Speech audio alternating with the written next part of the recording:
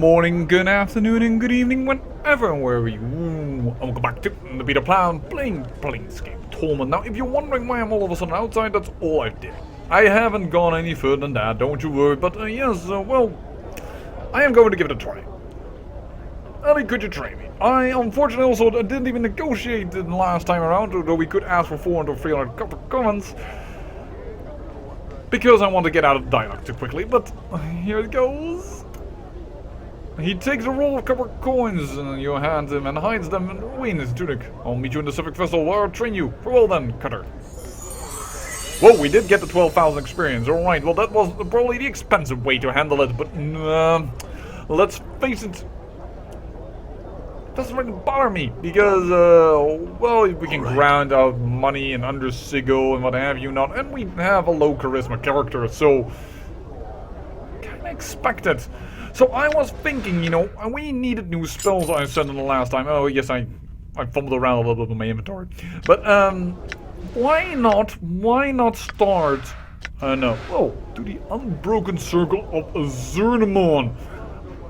And see if we can fully rate it out. After all, we have now 2 schools above 20. I think it needs actually even higher, but at least we can do the low levels and get the low level spells. Unlock the 3rd circle of Zerthimon. You slide the plates into the configuration Dak'kon showed you, and a new ring has been revealed. The ring carries the same script as you read before, with the same geometries. You know the symbols, and know you can read them. Zerthimon labored many turnings for the illithid, Arlati, twice deceased, and his partnership in the carnivorous heavens of the false worlds.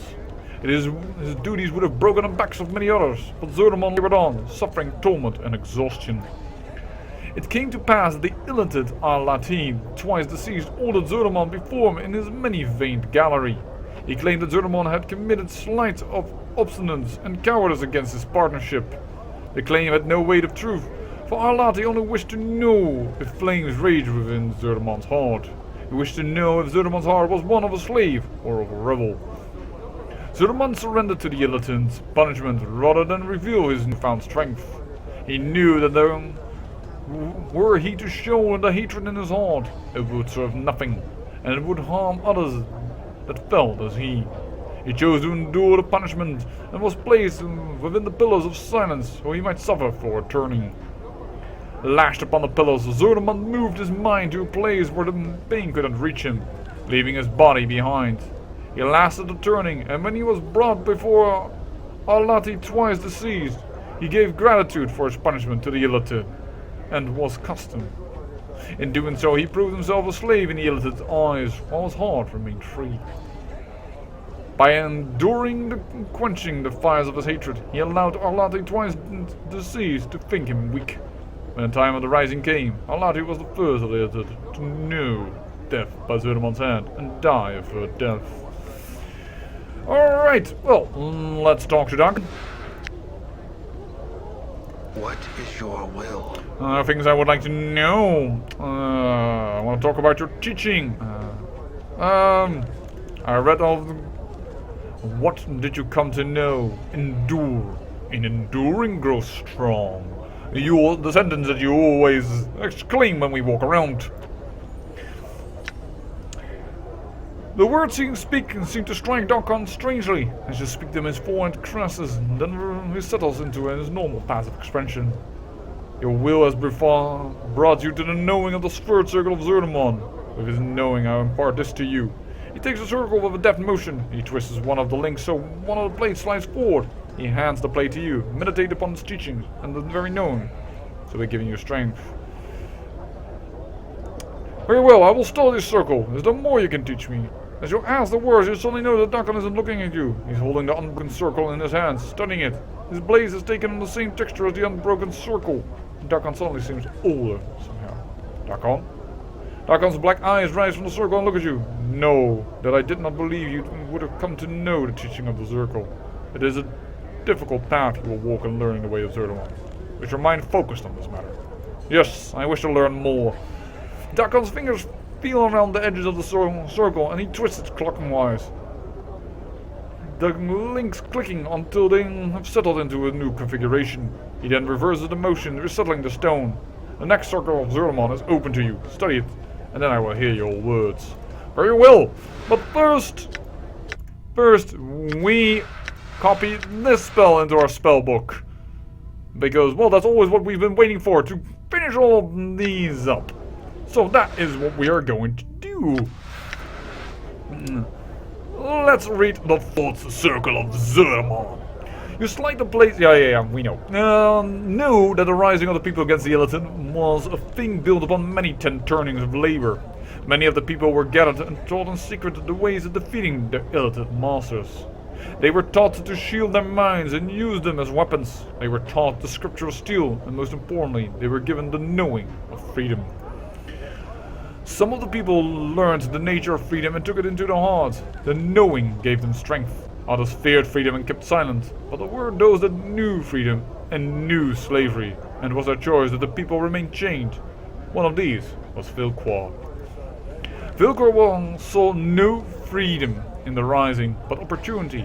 He saw that the Illithid had spawned across many of the false worlds. Their worlds numbered so many that their vision was turned only outwards, to all they did not already touch. Vilquar's eyes saw that much took place that the Illithid did not see. To the rising, the Illithid were blinded. Vilquar came before his master, the Illithid Zerthimon, with the knowing of the rising. Vilquar added to his change and offered to be their eyes against the rising. In exchange, Vilquar asked that he be rewarded for his service. The Illithid agreed to his contract. At the bonding of the contract, a dark time occurred. Many were the betrayals Vilquar committed, and many were the people that the Illithids fed upon to stem the rising. It seemed that the rising would die before it could occur, and the Illithids were pleased with Vilquar's eye. It was near the end of this dark time when Zerthimon came to know Vilquar's treacheries. In knowing Vilquar's eye, Zerthimon forced the rising to silence itself, so that Vilquar might think at last his treacheries had succeeded, and the rising had fallen. He knew that Vilquar's eye was filled only with the reward he had been promised. He would see what he wished to see. With greed beating in his heart, Vilquar came upon the Illithid and Zerthimon and spoke to his master of his success.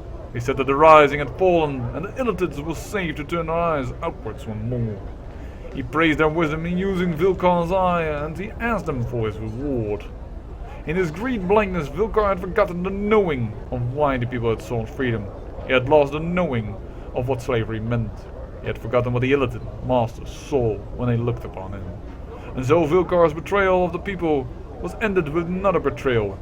Vilquar came to know that when Vilquar's eye had nothing left to see, Vilquar's eye was useless. The Illithid gave to Vilquar his reward, opening the cavity of his skull and devouring his brain. Vilquar's corpse was cast upon the fields of husk, so its blood might water the poison-stemmed grasses. Alright then, well, that's a weird lecture, isn't it? When about Zerthimon's way. Your will. Well, I have read more of the Unbroken Circle of Zerthimon. What did you come to know? When one chooses to see only what is before them, they see only a part of the whole. They are blind. And just as Vilquar was blinded by his promised reward, so were the Illithids blinded to the rising. For when they heard Vilquar's words, they turned their sight outwards again, didn't they? And the rising was free to strike? Know that you speak truly. Vilquar's eye blinded both Vilquar and the Illithids. The tentacled ones thought the rising to be no more. When the rising occurred, the ground drank deep of Illithid blood. So was victory born from treachery.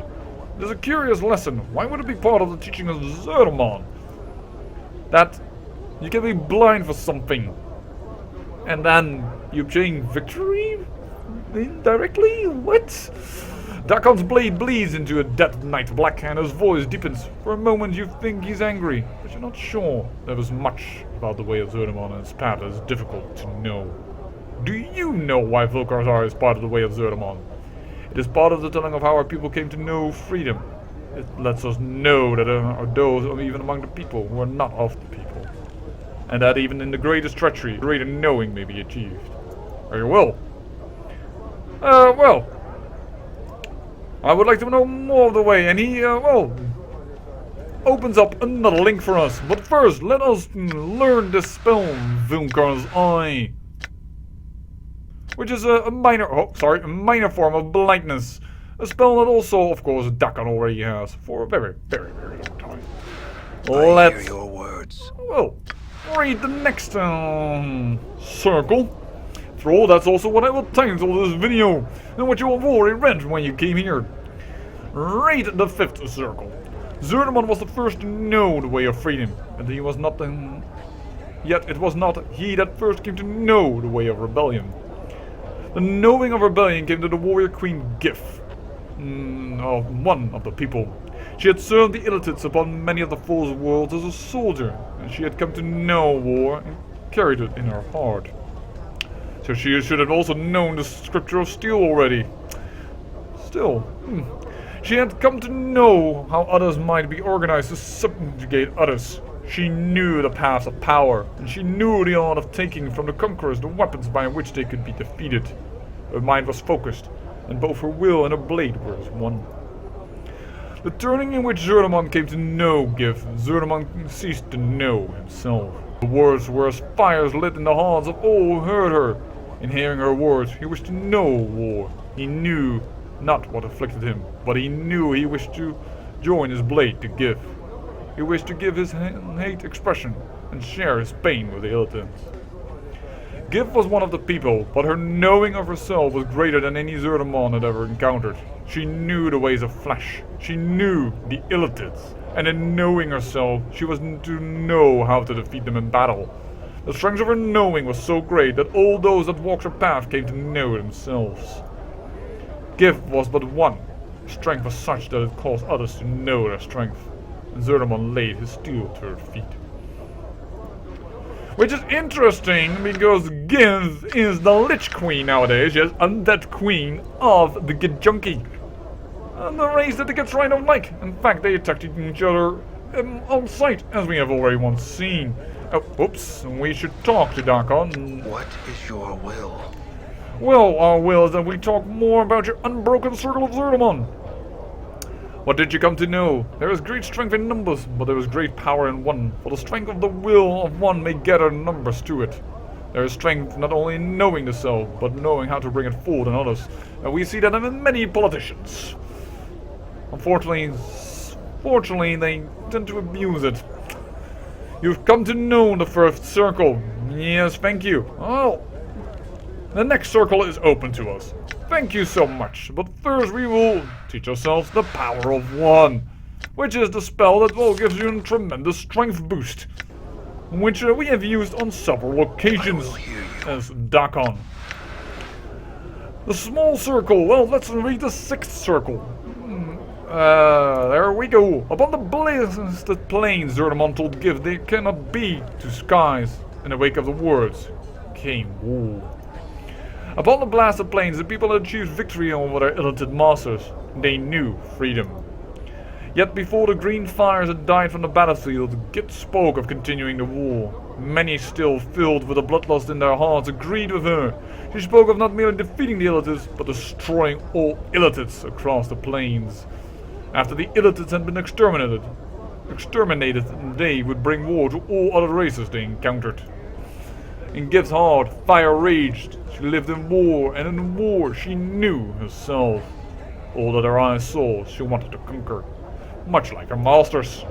Zerthimon spoke the beginnings of that which was against Gith's will. He spoke that the people already knew freedom. Now they should know themselves again, and mend the damage that had been done to the people. Behind his words were many others, hearts of the people who were wary of the war against the Illitid. Know that Gith's heart was not Zerthimon's heart in this matter. She said that the war could continue. The Illitid would be destroyed, their flesh would be no more, and the people would claim the false worlds as their own. Gith told Zerthimon that they would be under the same sky in this matter. Her words were like barred steel. From Zerthimon came the pronouncement of two skies. In the wake of his words came war. Well, that is unfortunate. What is your will? Well, what did you come to know? I know that Zerthimon's devotion to the people was such that he was willing to protect them from themselves. He knew the illitids had come not to know themselves in their obsession with control and domination, so he chose to stop gift before she carried the people to their deaths. There must be a balance in all things, or else the self will not hold. You have seen the worlds and know them. Dak'kon's voice slows, and his hands grip the edges of the unbroken circle. He twists clockwise, and there's a click as 2 plates slide forward. Dak'kon stares at the 2 plates in his hands. He makes no move to hand them to you. Dak'kon, is that second plate for you? Dak'kon falls silent. His blade has ceased shimmering, the film freezing upon the surface. He's staring at the second plate, paralyzed. Do you know the 6th circle? Dak'kon looks up, but his cool black eyes do not meet your gaze. No, there is nothing more I may teach you. You know the ways of the people, know it, and it shall give you the direction by which you may know yourself. That's not what I asked. Do you know the 6th circle or not? Dak'kon is silent for a moment and speaks, his voice slow and careful. It has come to pass that I do not know the 6th circle of Zerthimon. Once I knew it, but I know that now I only saw the words. Dak'kon's eyes stare through you, that is all. It is my path that I no longer know the way of Zerthimon. Was it because of what happened at Shraklot, or however you should pronounce this city's name? I do not know. The people became divided and the people suffered. Upon reading the Unbroken Circle, I know now that I took the knowing of the 5th circle and used the power of 1 to bring about the 6th circle in Shrak lore. In so doing, I divided the people. There was much suffering. I carry Shrak lore with me always. Dak'kon, there's one other thing I would know. Why is Vilkar's eye in the circle of Zerthimon? It seems strange. It tells of how people benefited from treachery from their own. It seems... Dak'kon's eyes flash. I've told you this is part of the telling of how the people came to know freedom. Do you not listen? His voice flattens as he reciting a message from memory. It tells the people that even in the greatest treachery, greater knowing may be achieved. It doesn't sound to me like you believe that. I think there's another reason Vilkar's eye is in the circle of Zerthimon. It is set there because of the 6th circle and the pronouncement of 2 skies. It's there to justify Zerthimon's treachery to the people upon the blasted plains. Dak'kon is silent and his blade bleeds in death black teeth rippling across the edge. He divided people on the blasted plains, Dak'kon. He divided your race when they were on the path of victory. I would like to believe that it was because he wished to save the people from themselves, but I don't think you believe that. Dak'kon is silent for a moment and he speaks slowly. I do not know the circle as it is known to others. I fear that the 3rd circle, the 4th circle, and the 6th circle are more closely linked than many know. It is in that knowing that I have lost myself.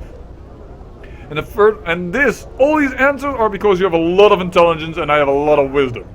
In the 3rd circle, Zerthimon submerges will to deceive the illitids. Then in the 4th circle, it speaks of the benefits of treachery. And in the 6th circle, Zerthimon divides his people before they exterminate the illitids.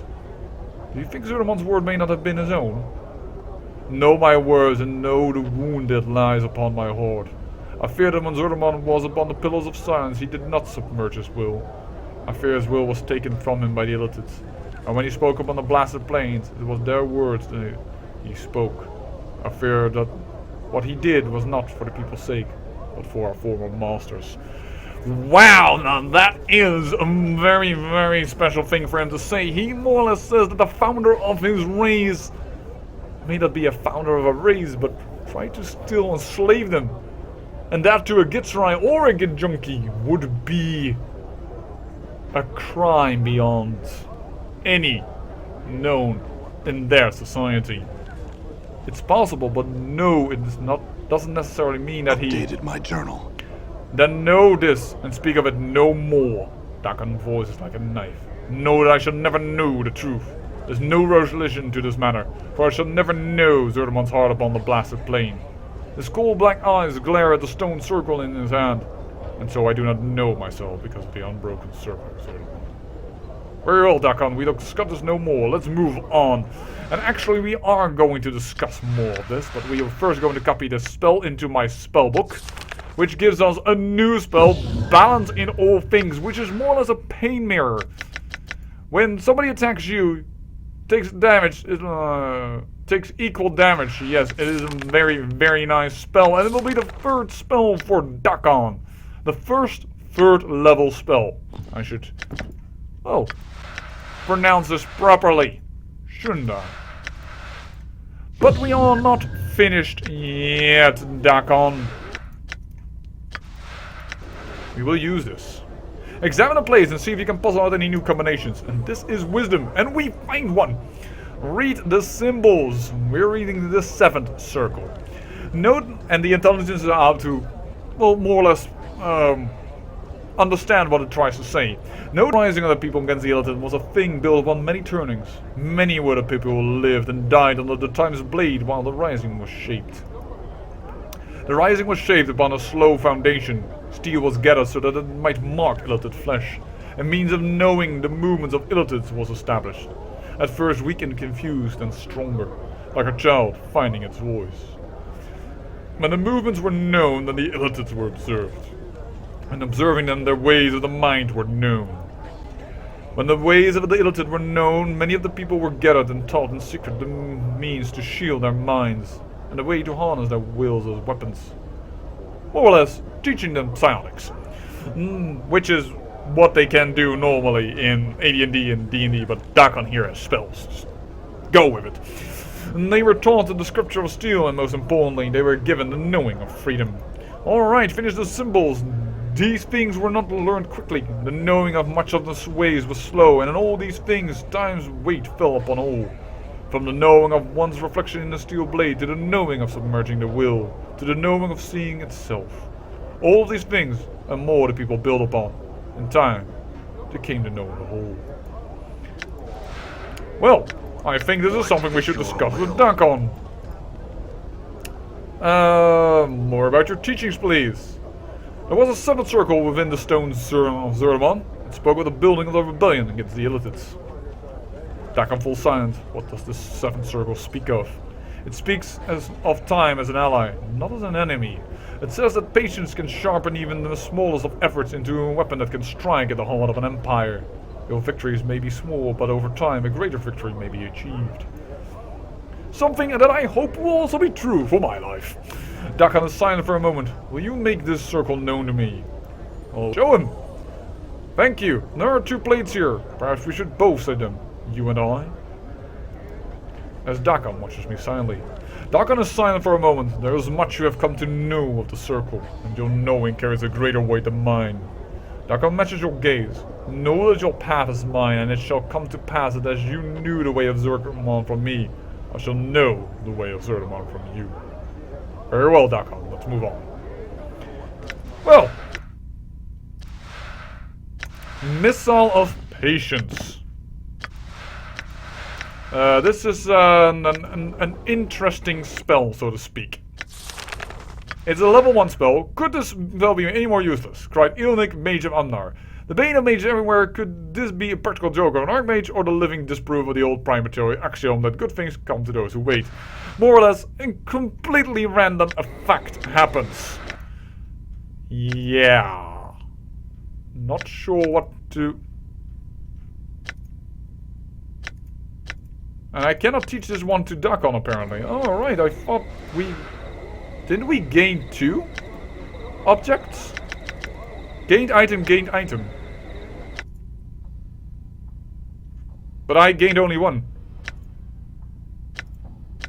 The flippity? Did I already let Dak'kon? Dak'kon already learned it. I am just an idiot. Never mind. Alright then. Whoa. Don't run away from the great circle of Zerthimon. We still have more to do. Examine the plates and see if you can pull out a new combination. And yes, I have unlocked the 8th circle of Zerthimon. Know that the mind divided divides the man. The will and the hand must be as one. In knowing the self, one becomes strong. That's something that he also says. In knowing the teaching of Zerthimon, I have become stronger, he says, but he also says he doesn't know himself, and as he becomes stronger, knows more. Oh, his blade becomes stronger, which reflects his mind. Know that if you know a cause of an action to be true in your heart, do not betray it because the path leads to hardship. Know that without suffering, the rising would never have been, and that people would never have come to know themselves. And voila, more or less the circle that explains the betrayal of Zerthimon. Do not stray from the path you've taken, even if it will be hardship. And that's something that I hold true in my life, because, well, I only ever speak a white lie. I never speak a lie that hurts. And I try to be always truthful and what have you not. And that, some people say that I'm too kind, too friendly, and too honest. And that has caused me trouble at work, but, well, they are called virtues for a reason. We should not lift up the sin so readily, because it's easy. That is not what they were meant for. Know that there is nothing in all the world that can stand against a unity. When all know a single purpose, when all hands are guided by one will, and all act with the same intent, the planes themselves may be moved, and they did, because, well, a combined Give Junkie and Gitzerai, well, they destroyed, they won freedom of the Illited Empire. I wanted to say destroy, but it did not destroy the Empire. Divided mind is one does not know itself. When it is divided, it cleaves the body in two. When one has a single purpose, the body is strengthened. In knowing the self, grows strong. Endure, and enduring grows strong. I cannot... Your mastery of discipline is impressive, Dak'kon. In the eyes of Zerthimon, I am nothing. Surely you're being too harsh on yourself. A long road must I still travel. This is but the beginning. It is I was trying to let him say that sentence, but, well, did not happen. In fact, he just got a little banter with Fallen from Grace. I always say Fallen from Grace, but it is Fall from Grace. What is your will? Well, I have found out yet another circle. And, well, we need to talk about this quickly, because I am already running out of time, more or less. Dak'kon falls silent when he speaks again. His tone is quiet, almost reverent. What does this 8th circle speak of? It speaks of focus and discipline, about how not knowing oneself can physically divide the man. And it does, because look at people that are depressed. It also speaks of the weakness that division causes. It seems to me that it tells one to not only know themselves and take strength from that, but that your focus can reveal weaknesses in your enemy. I'm silent for a moment. Will you teach it? Of course I will. 10,000 experience! There are 2 plates here. We should both say them, you and I. I think when you know the 8th circle path, then you will know Zerthimon's heart when he made the pronouncement of 2 skies. His words were not of the Eldids, but of the people. Dak'kon stares at the plates, his eyes flickering over the geometries upon them, then looks up and matches your gaze. His blaze blends, shifts upon the shivering. You noticed before. It's become a silver glow. He seems stronger somehow. +1 strength, +2 dexterity, +2 constitution. Know that when death comes for you, know that I shall meet its blade with mine. Know that when all dies around you, know I shall live for your sake. When we die, Dak'kon, it shall be the same death. It shall be the pronouncement of 2 deaths as one. Updated my journal. And with that, Dak'kon has gained his personal buff, giving him a lot more hit points, because once again, +2 hit points per level, and he has 14 levels because of his, well, multi-classing and more armor class and even more strength. I think that's an excellent point to end the episode, and perhaps in the next episode see if we can, well, unlock a little bit more, but not too much. It's time that we moved on to new things. I thank you for watching, and remember, great peril means great beauty.